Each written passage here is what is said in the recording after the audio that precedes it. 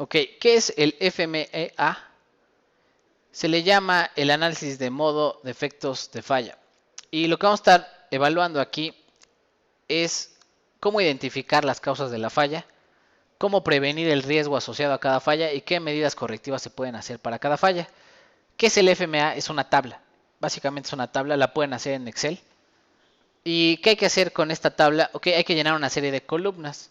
Lo primero que tendremos que analizar es a qué componente o qué componente estamos evaluando que falló en nuestro sistema. Pensemos que estamos evaluando, le llaman ahí un freno de bicicleta. Y por supuesto el componente principal es la bicicleta completa. Pero la bicicleta completa, si yo la analizo, son demasiadas piezas, demasiados modos de falla que puede tener la bicicleta. Se puede doblar el manubrio, se puede caer el sillón, se puede romper el pedal, etcétera. Entonces, ¿qué voy a hacer? Voy a aislar el sistema de frenado. Hay un sistema de frenado, un sistema de tracción, un sistema de soporte, un sistema de estructura. Hay un montón de sistemas en una bicicleta. Voy a aislar mi sistema y de ahí voy a buscar exactamente el componente que falló. Ustedes solamente tienen que identificar el componente. Nosotros no vamos a hacer un análisis del subsistema, del sistema, del sistema. Solamente en la primera columna me ponen cuál es el componente de análisis que están realizando, que es su pieza, básicamente. La pieza que estoy analizando es el freno de la bicicleta, y fue el que falló. Y eso ponen en la primera columna. Pero en teoría, ¿verdad? Si están haciendo un análisis completo, tendrían que poner a qué subsistema corresponde y de qué componente o qué sistema general corresponde la pieza. Entonces viene ahí, por ejemplo, ¿no? ¿Cuál es el elemento que estamos analizando? El freno de mano para una bicicleta. Y la siguiente columna es los modos de falla.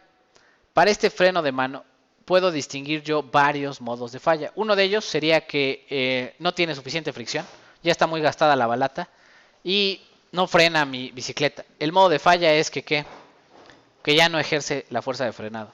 Segundo modo de falla, al aplicar el freno se rompe, sería otro modo de falla. ¿Qué otro modo de falla? Choca la persona y el freno se enchueca y ya no frena. Otro modo de falla. Entonces ustedes tienen que identificar por lo menos dos o qué, o tres modos de cómo va a fallar su pieza. Si es un platillo de batería, pues puede fallar porque se dobla, puede fallar porque se fractura, o puede fallar ¿por qué? Porque pierde el sonido, ¿no? ¿Sale? Entonces identifican los modos de falla. ¿Cuál sería la siguiente columna? ¿Qué efecto tiene ese modo de falla? Por ejemplo, en el freno de la bicicleta. En el freno de la bicicleta, ¿qué efecto puede tener? Pues número uno, no genera la suficiente fricción y la persona en vez de frenar en 2 metros frena en 10 y a la hora del alto pues se pasa y lo atropella, ¿no? ¿Cuál es el otro modo de falla? Pues al momento de frenar súbitamente se fractura el freno, se rompe el freno y ¿qué pasa? Ya no tengo cómo frenar y también muere la gente, ¿no? ¿Qué efectos tiene esa falla en mi pieza? Entonces tienen ustedes dos o tres modos de falla y cada uno me tiene que poner qué efecto tiene en el componente final, en el uso del componente. A ese efecto le vamos a asignar un factor de severidad. Este factor de severidad va del 1 al 10, donde 1 es poco severo o no tiene efecto. Por ejemplo, el freno pierde fricción, cuando freno suena. ¿Tiene problema con que suene? No, no tengo problemas con que suene. Mientras siga funcionando y siga frenando, el efecto es nulo. Sí, a lo mejor está un poco rayado el freno y suena, ¿no? El disco de freno está rayado y suena. ¿Qué efecto tiene? Ninguno, sigue frenando igual. Ah, ok, severidad 1. Severidad 10, el freno de plano es como una bomba de tiempo. En cuanto lo aprieto, se rompe y ¿qué pasa? Muero, ¿no? Y hay consecuencias legales de severidad, ¿no? La gente se va al bote, los que diseñaron la bicicleta, etcétera, ¿no? Aquí hay efectos legales y efectos para la empresa, la clausuran por vender bicicletas peligrosas, ¿no? Entonces, ustedes tienen que asignar un factor de severidad a su modo de falla. Este factor de seguridad va del 1 al 10 y ahí leen ustedes la tabla a cuál factor de seguridad les corresponde a su modo de falla. ¿Cuál es la siguiente parte? Ustedes tienen que determinar cuáles son las posibles causas de falla. Cada modo de falla puede tener posibles causas. Una causa sería mal mantenimiento. ¿Por qué no? Porque pues nunca le hizo mantenimiento, ¿no? Son de esas personas que se suben al coche y piensan que con gasolina es suficiente, ¿no? Y nunca piensan si le falta aceite o balatas o qué le falta al coche. Y entonces mal mantenimiento es una posible causa por la cual fallan los frenos. ¿Qué otra causa podría ser? No, pues ¿sabes qué? Que el coche está hecho para viajar a 100 kilómetros por hora y en bajada lo llevó hasta 240. ¿Por qué no funcionan los frenos? exceso de velocidad, ¿no? ¿Sí? Y así ustedes tienen que poner cuáles son las potenciales causas de falla para cada una de ellas. Se dan cuenta, pues poco a poco cada causa de falla tiene su severidad y sus pocas causas de falla. A estas causas de falla le vamos a poner un índice de ocurrencia. También el índice de ocurrencia va del 1 al ¿qué? Al 10, donde 1 sería que casi nunca ocurre. O sea, casi nunca ocurre que una lagartija se mete entre el disco de frenos y al momento de frenar se atoran y no frena el coche, ¿no? Ese sería poco probable, ¿no? Casi improbable, muy baja la probabilidad de que suceda. 1, le pondríamos 1 en ocurrencia. ¿Y qué pasa, por ejemplo, con el más común? Se acaban las balatas, escuchan el sonido y nadie lo atiende. Ese sería el más común. Mal mantenimiento. Nadie le pone aceite al coche hasta que se desviela, ¿no?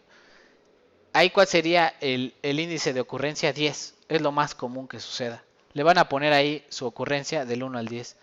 Y la siguiente le van a poner cuáles serían las formas de detección y prevención del modo de fallo. ¿Cuál sería el modo de prevención? Pues llevarla al mecánico de frenos cada cierto tiempo.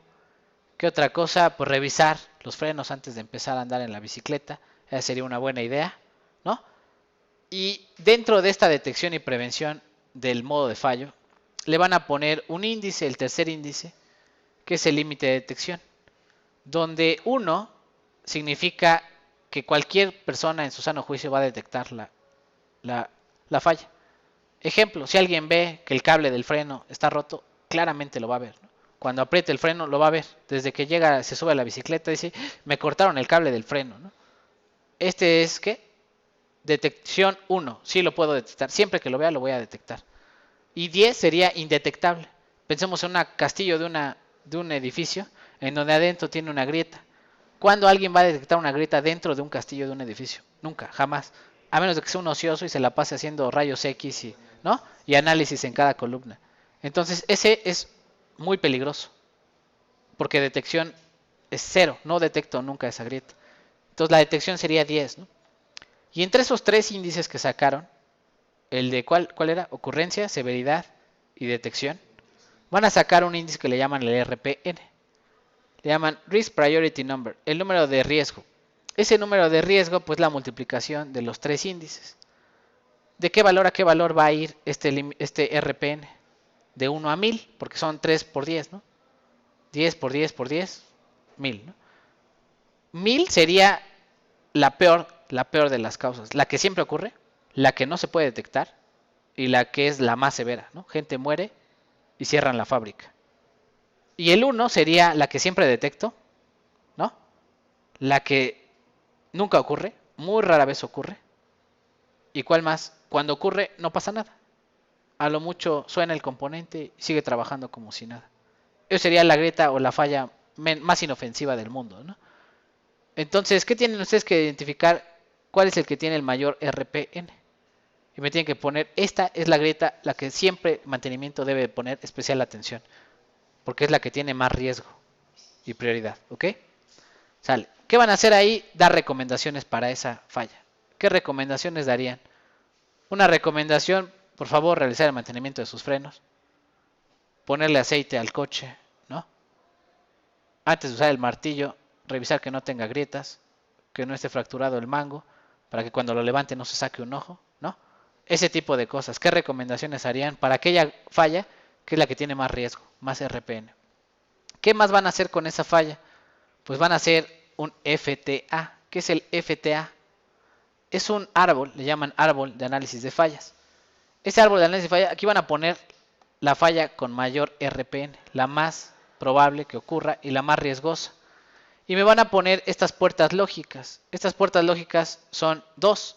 Una significa OR y otra significa AND. OR significa esta falla o esta falla. Y AND significa que se tienen que dar las dos juntas para que el componente falle finalmente. Entonces, ¿qué tienen que ver? A ver, vamos a poner ejemplo, ¿no? Falló el freno. Esa es la más peligrosa, que falle el freno. ¿Cuándo se da esa falla del freno? Cuando, ¿qué? No hay mantenimiento. O, este simbolito sería que O. Ah, no, este es AND, ¿verdad? Entonces, cuando no hay mantenimiento y no se revisa antes de subirse a la bicicleta, ¿no? Tienen que darse las dos juntas para que la persona se mate por el freno, ¿sí o no? Ahora, para que no haya mantenimiento, tiene que ocurrir que esta cosa o esta cosa. ¿Qué quiere decir? Que la persona use demasiado tiempo la bicicleta en un solo trayecto. O, ¿qué otra cosa? Que no tenga dinero para cambiarle los frenos.